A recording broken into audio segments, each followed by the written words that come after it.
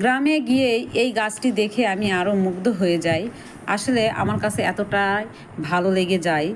অনেক অনেক অসংখ্য আম ধরে আছে এই গাছটিতে, আর ধরে আছে নিচ থেকে এত পরিমাণে, মানে ছোট্ট একটি বাচ্চাও সে ছিঁড়ে নিয়ে খেতে পারবে। আমার ছেলেটা হাত দিয়ে দিয়ে দেখিয়ে দিচ্ছে, বুঝতেই তো পারতেছেন। আসলে তারপরে আমার ছেলে বলতেছে, একটি আম কি ছিঁড়বো? আমি করছি, না বাবা, ছিঁড়া যাবে না।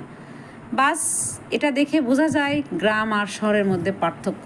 এটা কিন্তু শহরে হলে একটি আমও থাকতো না, আর গ্রাম বলেই আছে। গ্রামের দৃশ্যগুলো এতটাই পরিমাণে মাশাআল্লাহ অনেক সুন্দর, আর অনেক ভালো লেগেছে আমার কাছে।